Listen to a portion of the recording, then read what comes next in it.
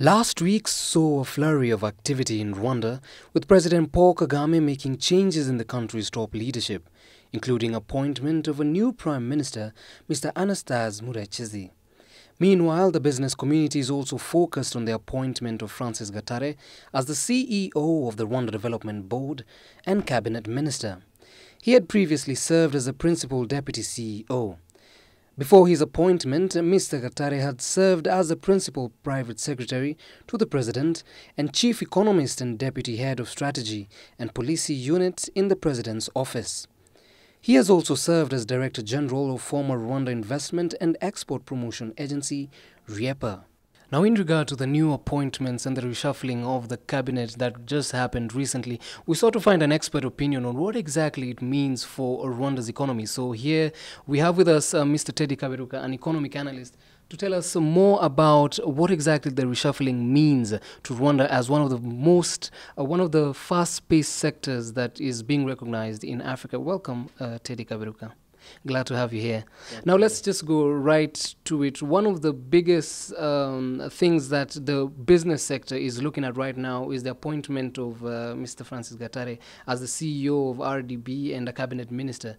Now, what I want to ask you is he has a backlog of, first of all, one of the sectors that has not been performing, the energy sector, and much more. So how will he be able to sustain it to make sure that that backlog that he has been left with to continue to make sure that things start working now as the new cabinet has been reshuffled? I think RDB is like the engine of all the business in Rwanda. So having the new CEO being a cabinet member, it has its meaning, because everyone needs to see the business booming and see if there is any challenge for the business, the CEO should take over and find solution or propose solution to the cabinet members to solve them. So as you said, the energy sector is one of the biggest sector where the private sector rely on.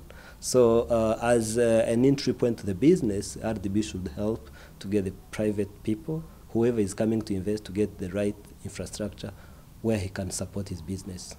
Okay, maybe we can just touch on it as we move on. What exactly does the reshuffling of a cabinet mean to Rwanda's economy? Economically, it means something was not good.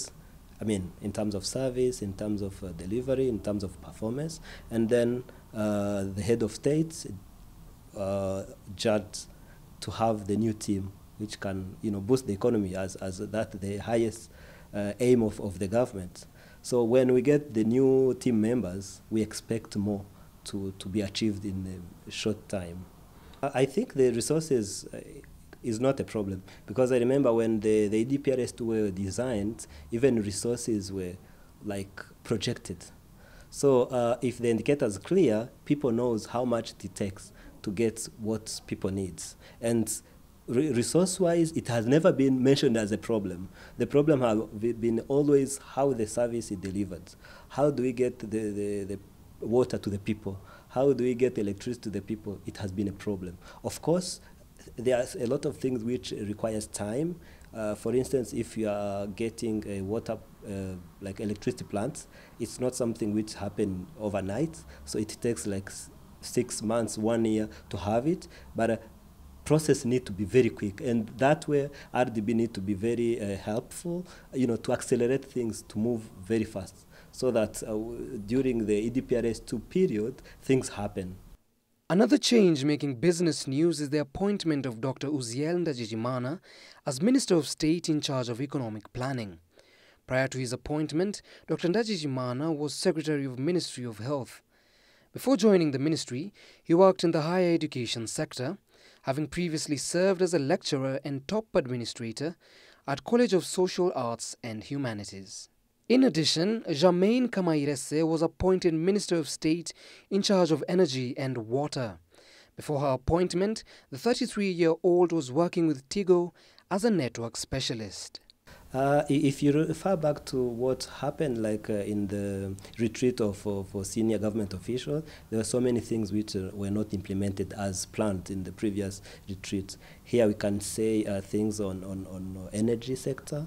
We remember there was some element of construction of houses, job creation. All those elements were not performed as planned. So I think the spirit of changing the team was to get the new people who are very much energetic than the previous one to take forward all the government agenda. And the EDPRS is very clear with all the indicators. So whoever is coming new, the challenge is how do we make sure these targets are reached within the time frame? Because that's the biggest challenge anyway.